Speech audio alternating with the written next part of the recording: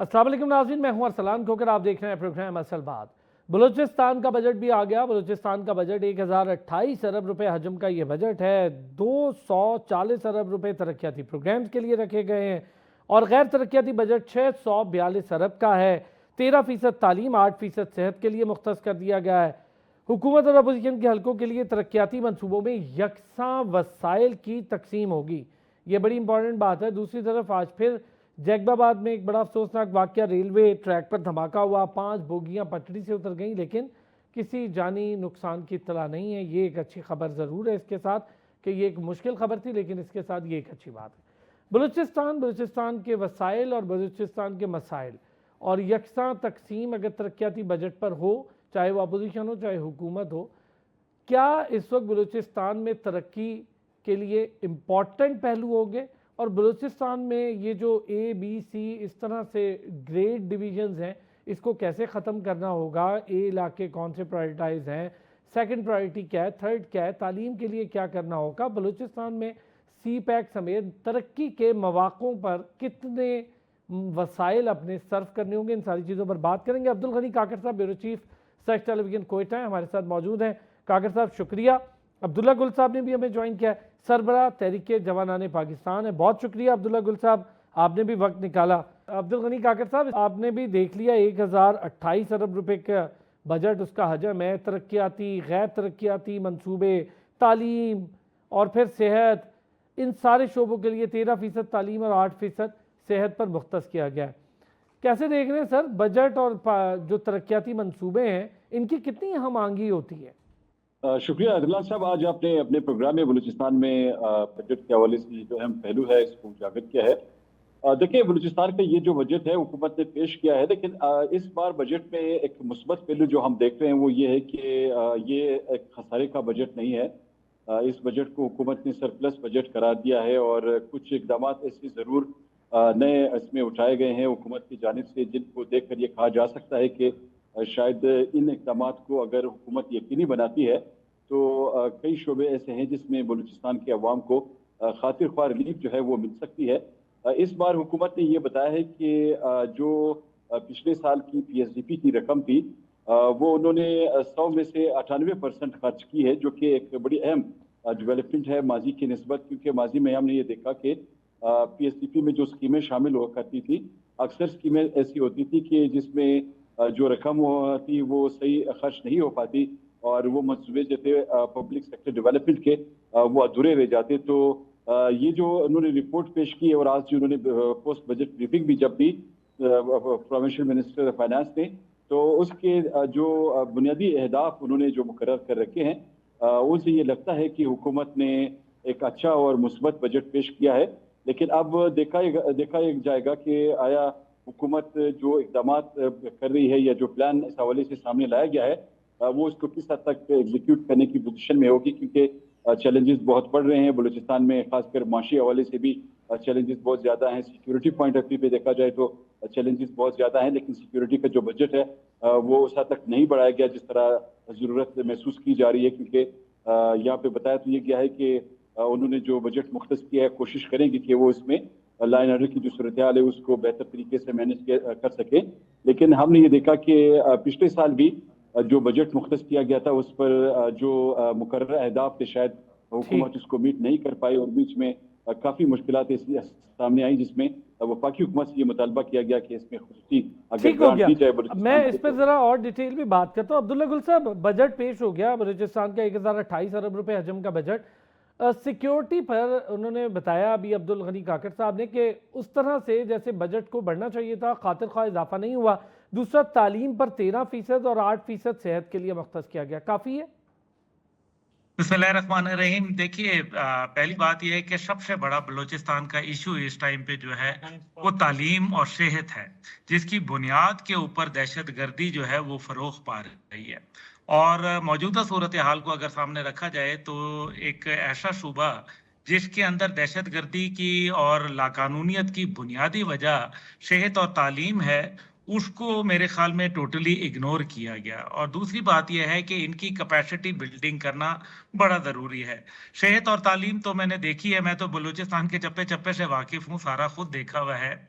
लेकिन मसला यहाँ ये है कि पहली बात है, अगर जहाँ इक्विपमेंट है तो वो इक्विपमेंट ख़राब हो चुका है, और जहाँ इक्विपमेंट नहीं है वहाँ जहाँ मतलब इक्विपमेंट भी है तो वहाँ डॉक्टर नहीं है। तो और डॉक्टर हैं तो बहुत ही गैर मेयारी किस्म के डॉक्टर हैं। ज़्यादातर वो लोग हैं जो सिर्फ आपको मालूम ही है, वहाँ के एक चीफ मिनिस्टर साहब थे जो कहते थे डिग्री डिग्री होती है, चाहे जाली क्यों ना हो। तो फिर मतलब आप तो खुद देख लें कि ऐसे सूरत हाल में जो डॉक्टर हैं, इसी वजह से कोयटा के जो लोग होते हैं बलूचिस्तान के, या वो कराची इलाज के लिए जाते हैं, या फिर वो जो है मुल्तान और इस तरह से इलाकों में पंजाब में ज़्यादा उनका आना जाना होता है।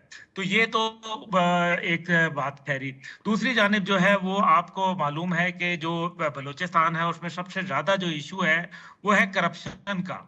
और करप्शन जो होती है वो तो फिर आपको मालूम है कि वो छोटी मोटी करप्शन नहीं है, बल्कि मैं कुछ अर्सा कबल जब बलूचिस्तान गया तो वहाँ बाकायदा जो ब्रीफिंग दी गई एक सरकारी महकमे की जानिब से, नाम मैं नहीं बताता, लेकिन 85% करप्शन, 85% जो है वो करप्शन है। तो आप जितना मर्जी बजट पेश कर लें, और अगर उस बजट के अंदर जो है वो करप्ट हो गया और वो 85% पैसा लोगों तक, मुस्तहिकीन तक जो है वो जरूरतमंदों तक पहुंचा ही ना, तो फिर ऐसे बजट का जो है वो क्या होगा। जो एक अहम बात यह है कि इस टाइम पे जो हुकूमत है बलूचिस्तान में, वो तो मेरा ख्याल है कि नजर बहुत ही कोई खाल खाल आती है, या वो चीफ मिनिस्टर सेक्रेटेरिएट तक महदूद है, या फिर जो है वो मतलब आप समझ लें कि चीफ मिनिस्टर हाउस तक जो है वो महदूद है।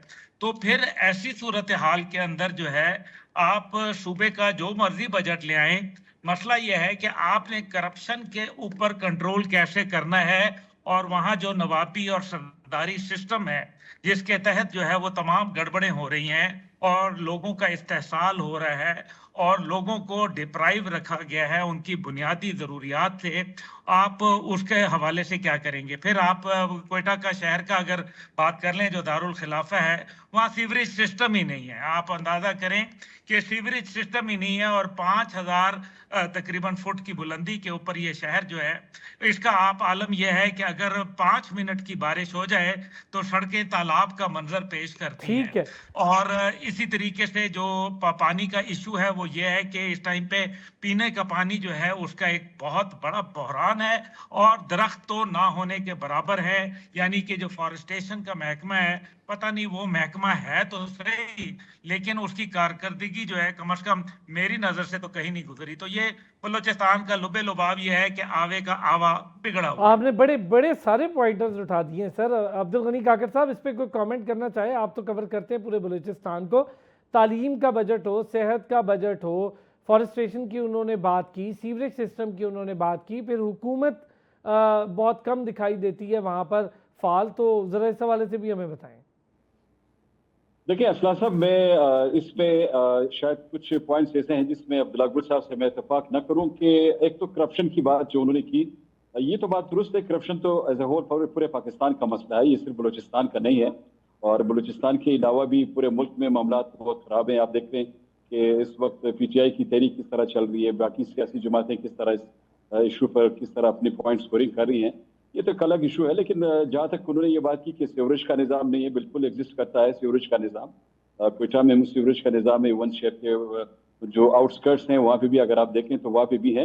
ये एक अलग बात है कि माजी में या फिर जो चीज़ हमने ये देखी है ग्राउंड पे, उसमें नेग्लिजेंस इस हद तक हुकूमत की ज़रूर है कि जो पब्लिक सेक्टर डेवलपमेंट के प्रोग्राम्स हैं उनको परसुएंस उनकी सही नहीं होती, और फंड्स जिस तरह एलोकेट किए जाते हैं उन फंड्स को जिस तरह यूटिलाइज होना चाहिए उस तरह अगर प्रॉपर तरीके से यूटिलाइजेशन उसकी हो तो यकीनन जो मामलात है उनको बेहतर बनाया जा सकता है।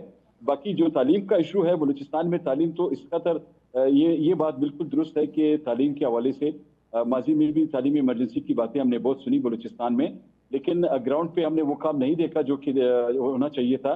अब ये देखें कि उन्होंने अरबों रुपए की जो एक उन्होंने स्ट्रेटजी अडॉप्ट की बलूचिस्तान हुकूमत ने माजी में, कि यहाँ पे जो लोकल जुबानों की सब्जेक्ट्स हैं वो तालीमी इदारों में उन्होंने शुरू कराए, गवर्नमेंट के जो स्कूल्स थे उनमें, तो वहाँ पे उन्होंने टीचर्स की भर्तियां नहीं की, और अब बलूची जुबान की, पश्तो जुबान की जो किताबें थी मुकामी जुबानों की, तो इन जुबानों में एक उर्दू स्पीकिंग टीचर किस तरह वो उसकी तदरीस का अमल जो है आगे बढ़ा सकता था। तो इसलिए इस पे खतर रकम तो उन्होंने खर्च की, लेकिन वो मनसूबा फिर अधूरा रह गया। फिर इसी तरह आप देखें कि जो गोस्ट स्कूल्स हैं जिनका एक इशू बहुत ज्यादा ये रेस होता है, ये इशू के घोस्ट स्कूल्स का बड़ा मामला है। अच्छा, हॉस्पिटल्स का भी ऐसा ही है, जरा उसके हवाले से भी हमें बताइएगा। सेहत पर बिल्कुल हॉस्पिटल्स है, देखें हॉस्पिटल्स का तो इशू यकीनन है और मसाइल भी बहुत ज्यादा है, लेकिन इस बार गुज़श्ता 2 सालों में हमने एक तब्दीली ये देखी कि यहाँ पे कुछ काम किया है हुकूमत ने। हमें मुस्बत जो पहलू है उन पे भी बात करनी चाहिए। काम हुकूमत ने किया है, लेकिन जो अवेलेबल रिसोर्सेज हैं उससे ज्यादा तो कुछ नहीं हो सकता। बलूचिस्तान आपको पता है 40% है पाकिस्तान का, और आधा पाकिस्तान अब यूँ समझे कि है। तो इस बड़े पैमाने पर यहाँ पे जिस तरह फंड होने चाहिए, आज भी जब यहाँ पे हुकूमत का मौक़िफ़ सामने आया तो उन्होंने ये कहा कि हमारे पास जो पब्लिक सेक्टर डेवलपमेंट के जो पैसे हमें मिलते हैं उसमें इतने बड़े पैमाने पर सूबे का इतना बड़ा जो रकबा है वहाँ पे तरक्याती अमल उस तरह नहीं हो सकता जिस तरह लोग सोचते हैं या इस पे बातें होती हैं। तो इसके लिए तो यकीनन मजीद भी काम करने की जरूरत है। और फेडरल लेवल पे जो पीएसडीपी के लिए 250 अरब रुपए की रकम इस बार रखी गई है फेडरल पीएसडीपी में। एक चीज और हमने ये देखी है कि जो वफाकी पीएसडीपी के जो स्कीमात होती हैं उन पर अक्सर काम बड़ा अच्छा होता है, लेकिन यहाँ पे जो पब्लिक सेक्टर डेवलपमेंट के प्रोविंशियल जो पीएसडीपी है उसमें जो स्कीमात रखी जाती हैं वो माजी में ही हमने प्रैक्टिस देखी है कि वो अक्सर खर्च नहीं हुआ करती थी, और इसमें कवायद ज़ाबित की लावर्जियाँ ज़रूर सामने आती। लेकिन इस बार ये एक अच्छा पहलू ये था कि हुकूमत ने ये दावा किया है कि 99% के करीब जो फंड्स जो इन्होंने रखे थे पब्लिक सेक्टर डेवलपमेंट के वो यूटिलाइज किए गए हैं। और माजी में ये हमने देखा कि 2022 में ये 55% के करीब ये रेशो रहा, फंड्स खर्च हुए। इसी तरह फिर 22 में, फिर 2023 में फिर अगर देखें तो 57% तक रेशोज का पहुंचा। लेकिन आगे वाले जो साल थे उसमें वो सूरत बेहतर नहीं हुई। फिर हमने ये देखा कि 2024 में ये जो स्ट्रेटजी थी हुकूमत ने जो रखी उसमें सिर्फ उन्होंने तरजीहात उन स्कीमात को दी जो कि अवामी मुफाद के मंसूबे थे, इसीलिए फिर वो मुकम्मल भी हो पाए। तो ये तवक्को की जा सकती है कि अगर इखलास के साथ और हकीकी मानों में ग्राउंड पर काम किया जाए तो ये जो दावे हैं इनको अमली जामा पहनाया जा सकता है। ठीक हो गया अब्दुल गनी काकड़ साहब, आपका बहुत शुक्रिया। अब्दुल्ला गुल हमारे साथ मौजूद हैं। एक ब्रेक लूँगा, जब हम ब्रेक से वापस आएंगे ज़रा बात करेंगे इसराइल ईरान वॉर के हवाले को लेकर। बड़े अहम मामलात हैं। ईरान के खिलाफ जंग में शामिल होने का फैसला किया जा सकता है, ये अमेरिका के नायब सदर कह रहे हैं कि ट्रंप ऐसा फैसला कर सकते हैं। अमली तौर पर कर सकते हैं, कैसे कर सकते हैं? फिर जो तेहरान खाली करने की बातें थी, वो तेहरान है, वो एक मुल्क है, उसको खाली करने की खाम ख्याली की बातें हैं। इसी तरह ईरान ने बड़ा वाज़ेह मैसेज दिया था कि लोग अपनी जगह खाली कर दें इसराइल में, क्योंकि लोगों को नुकसान नहीं पहुंचाना है। हाँ, फौजी इंस्टॉलेशंस और इसराइल को नुकसान पहुंचा, उसकी सारी चीज़ें सामने आ रही हैं। उनका एरोड्रोम सिस्टम नाकाम दिखाई दे रहा है और फिर मिसाइल इंटरसेप्टर की मिकदार कम हो रही है, ये अमरीकी अखबार दावा कर रहा है। और जिस तरह से अमेरिका ने समझा था कि शायद इसराइल लड़ पड़ेगा तो ऐसे हो जाएगा, ऐसे हो जाएगा, उसके गुब्बारे से भी हवा निकलती दिखाई दे रही है, बिल्कुल वैसी जैसे भारत की थी। तो ब्रेक लेते हैं, वापस आते हैं, इस पर भी बात करते हैं। एक बार फिर आपको खुशामदीद कहेंगे। ब्रेक पर जाने से पहले मैंने कहा था ज़रा ईरान इसराइल इस वॉर को लेकर, इस खित्ते को लेकर, पाकिस्तान के रोल को लेकर और दुनिया के रोल को लेकर इस पर बात करेंगे। अब्दुल्ला गुल साहब हमारे साथ मौजूद हैं, सरबराह तहरीक जवानाने पाकिस्तान, और साथ ही साथ हमें जावेद राना साहब ने ज्वाइन किया है, माहिर आलमी उमूर हैं। अब्दुल्ला गुल साहब, एक तरफ ट्रंप कहते हैं कि मैं जंगों का खात्मा चाहता हूँ, दूसरी तरफ वो पूरी दुनिया को मैसेज दे रहे हैं कि अमली तौर पर अमेरिका उतर सकता है। अब तो नायब सदर भी कह रहे हैं कि ट्रंप ये फैसला कर सकते हैं। फिर हम देख रहे हैं पूरी दुनिया में अभी G7 ममालिक का इजलास वो छोड़कर वो वापस चले गए, उसके एलामिया पर भी दस्तखत करने से इनकारी रहे, क्योंकि वहाँ मुतालबा किया जा रहा था कि इस जंग को रोका जाए, इस कशीदगी को कम किया जाए। ये कशीदगी बढ़ती चली जा रही है, क्या देख रहे हैं इस जंग का और किस तरह से कॉन्सिक्वेंसेस को ये पूरा खित्ता फेस करने जा रहा है? अब देखें, पहले मैंने आपको बताया था, आपके साथ ही प्रोग्राम किया था और हमने उसमें यही बात की थी कि इसके अंदर इजराइल जो है अगर उसको जरा भी मार पड़ी, जो कि हम देख रहे हैं कि कोलैटरल डैमेज बर्दाश्त करने की उसमें सकत नहीं है, जितनी ईरान ने मार खाई है उसका 5% भी जो है वो नहीं बर्दाश्त कर सकते। اس لیے چیخیں جو ہے وہ بلند ہوئی اور وہ امریکہ تک پہنچی، ابو جان تک پہنچی، اور ابو جان نے جو ہے ظاہر ہے اپنے بچے کو بچانے کے لیے جو ہے اب نت نئی باتیں کر رہے ہیں. لیکن ابو جان کے لیے بھی ذرا بڑا مسئلہ ہے. ان کے لیے پرابلم یہ ہے کہ اگر انہوں نے اس جنگ کے اندر کودے تو پھر ظاہر ہے پھر یہ جنگ جو ہے یہ ان کو بھاری پڑ جائے گی. اور یہ جنگ اس لیے بھاری پڑے گی کیونکہ ظاہر ہے چین اور روس بھی اس میں شامل ہو جائیں گے. چین کا جو کل موقف آیا ہے وہ آپ کے سامنے ہے، بڑا سخت ہے. دوسری بات یہ ہے کہ حتمی طور پہ کوئی اس کو نہیں کہہ سکتا کہ ایران کے پاس نیوکلیئر بم ہے یا نہیں ہے. بہرحال IAEA کے مطابق جو ہے وہ ان کو نے NPT کے سگنیٹری ہیں، نیوکلیئر نان پرولیفریشن ٹریٹی کے، اور اس حوالے سے کوئی جواز بنتا نہیں ہے کہ ایران کے اوپر حملہ کیا جائے. بہرحال کیونکہ مقصد یہ ہے کہ میں تو یہاں شیئر نہیں کہوں گا، لیکن مقصد یہ ہے کہ ایک بھیڑیا ہے جس نے جو ہے وہ کھانا ہی کھانا ہے ایران کو، اور وہ اب عذر دے لیں کہ جناب ہم تو بھیڑیا صاحب جو ہے وہ اوپر بیٹھے ہوئے ہیں، پانی وہاں سے آ رہا ہے تو پانی تو گندا بھیڑیا کر رہا ہے نہ کہ ایران کر رہا ہے. لیکن مسئلہ یہاں یہ ہے کہ اب جو ہے دھوم دھاندلی اور دھمکی کے اوپر بات ہے.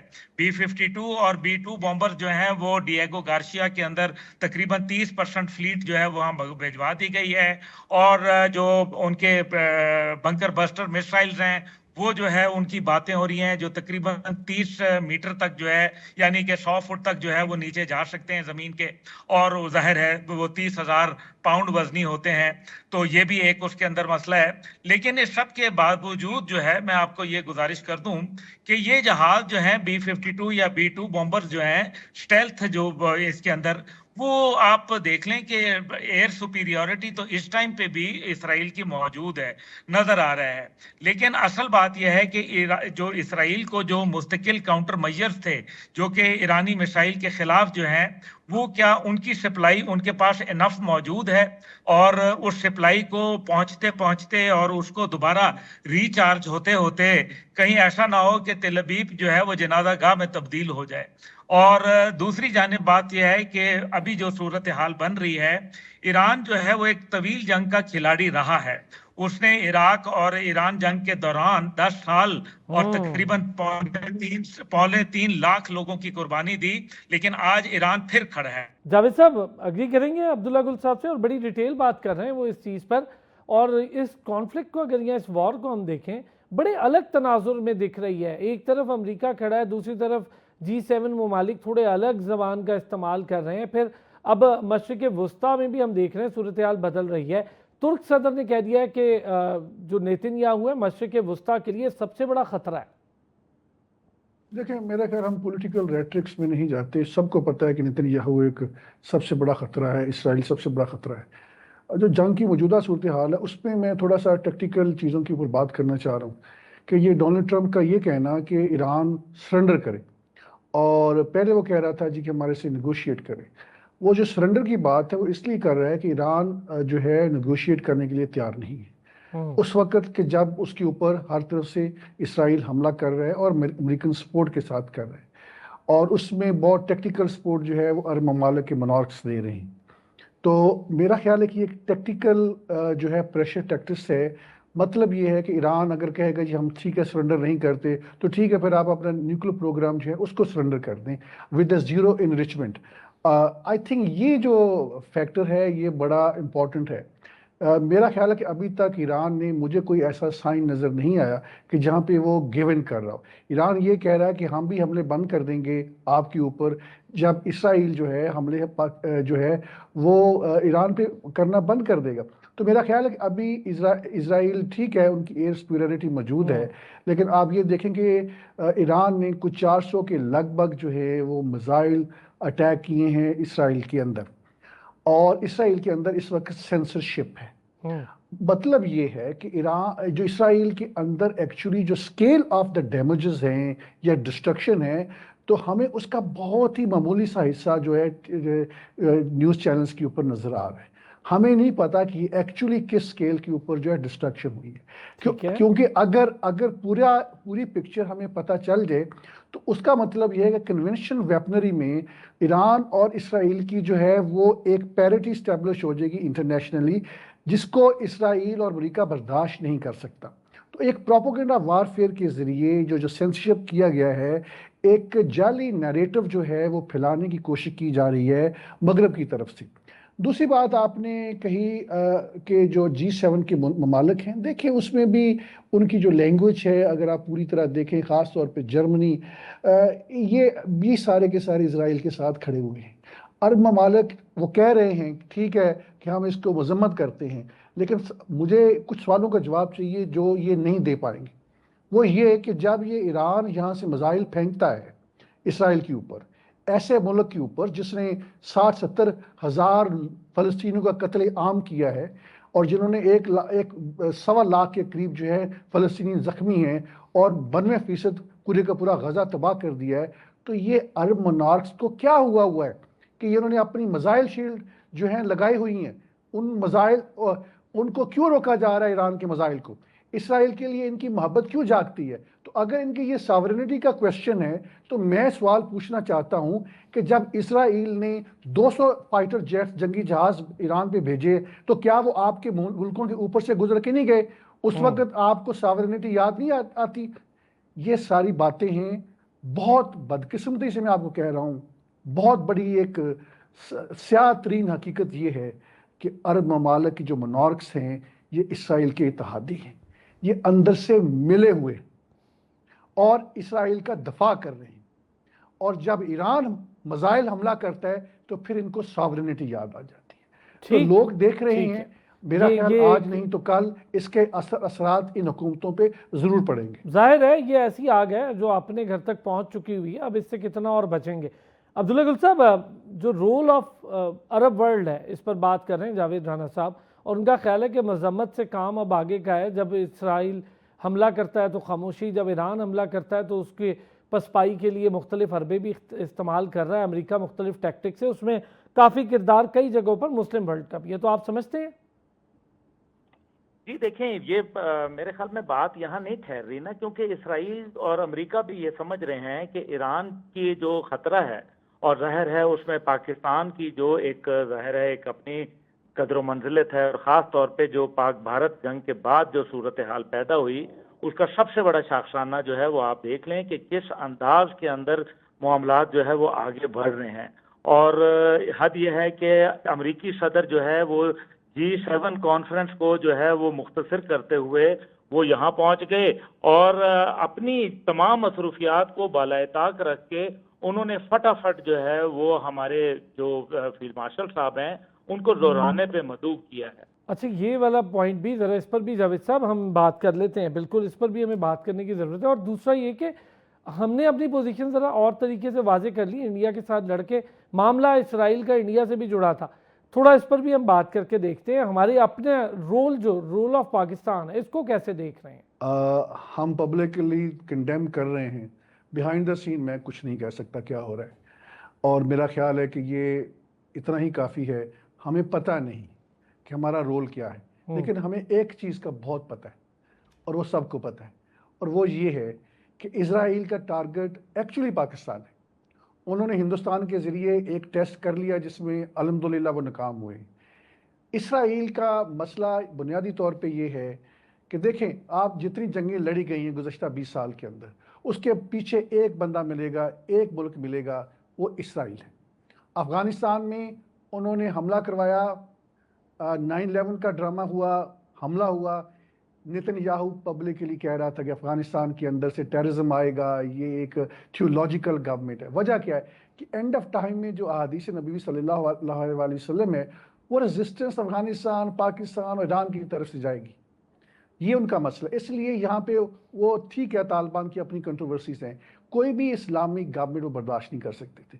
پھر عراق پہ حملہ کیا کیونکہ اچھا جاوید صاحب، میں چاہوں گا معذرت ایک بریک لیتا ہوں، فوراً واپس آتے ہیں، اس پہ بات کرتے ہیں۔ ویلکم بیک جی۔ اچھا جاوید بھائی پلیز اپنا پوائنٹ مکمل کیجیے گا۔ 84-83 میں عراق کا جو نیوکلیر پروگرام تھا اس کو تباہ کیا، اس کے بعد بات پھر نہیں بنی۔ 2003 میں جنگ جو لڑی گئی ہے عراق کے اوپر، صدام حسین کو اٹھایا اس لیے کہ صدام حسین فلسطینیوں کی مدد کر رہا تھا، اور پھر لیبیا نے اپنا نیوکلیر پروگرام کمپرومائز کیا، لیبیا پہ حملہ کر دیا کیونکہ نتن یاہو نہیں چاہتا تھا، جس طرح عراق پہ وہ نہیں چاہتا تھا، اور لیبیا جاتا رہا کیونکہ لیبیا بھی فلسطین کو سپورٹ کر رہا تھا۔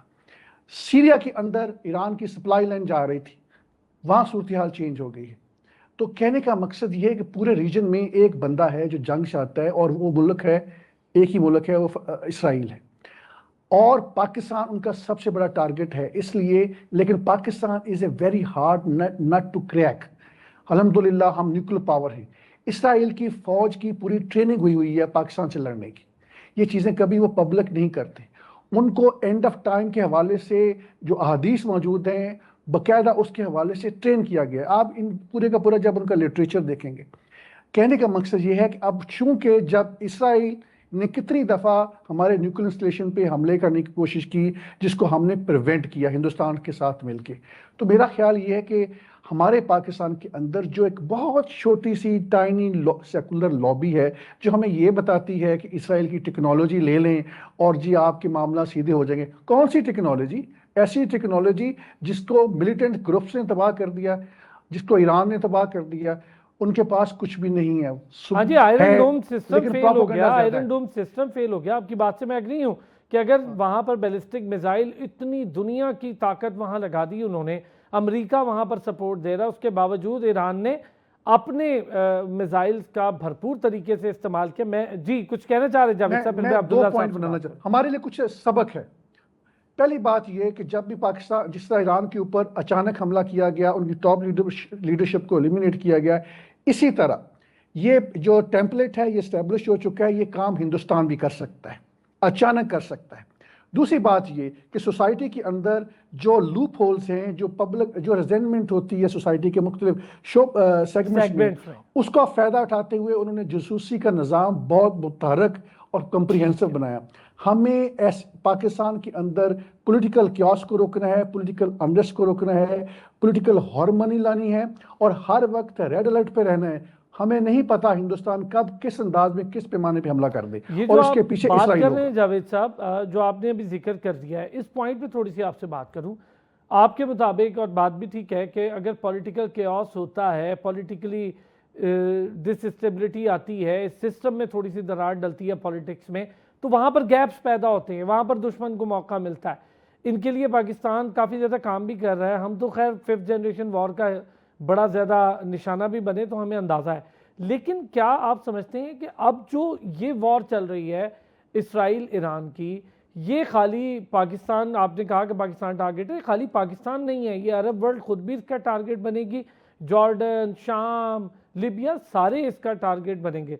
मैं ज़रा इन चीज़ों पर भी आपसे बात करूंगा। अब्दुल्ला गुल साहब, ये जो बार बार कहा जा रहा है कि पाकिस्तान असल टारगेट है, प्रॉक्सी के तौर पर और जगह भी लड़ाइयाँ हो रही हैं, तो आप भी समझते हैं कि पाकिस्तान टारगेट है? अगर है तो हम कितना मुतारिक हैं, या हम कितना जाग रहे हैं सारी सिचुएशन को लेकर? देखें, एक बात तो बड़ी वाज़ेह है, ये बिल्कुल मैं उनसे इत्तफाक राय रखता हूं कि ईरान तो एक बहाना है, पाकिस्तान निशाना है। असल बात यह है, और पाकिस्तान इसलिए क्योंकि देखें दो बातें वो करता है नेतन्याहू। वो कहता है कि वो ममालिक जो इस्लामी हैं और जाके वो न्यूक्लियर का हसूल चाहते हैं, और दूसरी जानिब वो कहता है कि वो ममालिक जिन्होंने न्यूक्लियर हासिल कर लिया है और वो जो है वो अब इस्लामाइजेशन को एक्सपैंड करना चाहते हैं। ये उसने बराबर बोला, और उसने पाकिस्तान का बाकायदा नाम लिया, ईरान का नाम लिया। अब इसके अंदर जो अहम बात है वो बड़ी ज़रूरी है और वो समझने वाली है। वो ये कहते हैं कि जनाबे वाला, ये जो भी हो जाए हमने पाकिस्तान को नहीं छोड़ना। और माजी के अंदर अगर हम देखें तो हमें ये पता चलता है कि किस तरीके से 5-6 दफ़ा इसराइल बाकायदा पाकिस्तान पर हमला करने की कोशिश कर चुका है। और हद यह है कि 1987 पे तो वो कहूटा के ऊपर आपके हमला करना चाहता था, जब जो है वो मेरे वालिद जनरल हमीद गुल जो थे वो ISI के सरबराह थे। तो ये बात तो मतलब बिल्कुल क्लियर बात मालूम है कि वो आपको नहीं मानेंगे, और वो अमेरिका को लाने का मकसद जो है वो भी जरा समझें, गौर करें। आप ये देखें, जिस दिन जुम्मे को उन्होंने नाजायज हमला किया ईरान के ऊपर, तो उस दिन उसने जो नेतन्याहू ने अपने बाप अमेरिका से फोन पे बात नहीं की, बल्कि अपने यार नरेंद्र और सरेंडर मोदी के साथ उसने फोन किया। नरेंद्र मोदी को फोन करने का उसका क्या मकसद था, आप समझ रहे हैं? यानी कि इस तरफ से हमने ईरान को जो है वो एक तरफ दबाया है, तो दूसरी जानिब तुम पाकिस्तान पर हमला करने की तैयारी करो। ये अलहदा बात है कि नरेंद्र मोदी की सरेंडर फौज ने जो है वो ये कहा कि जनाब हम तो इस पोजीशन में नहीं है, पहले ही हम जलील और रुस्वा हुए, मजीद हम हो जाएंगे।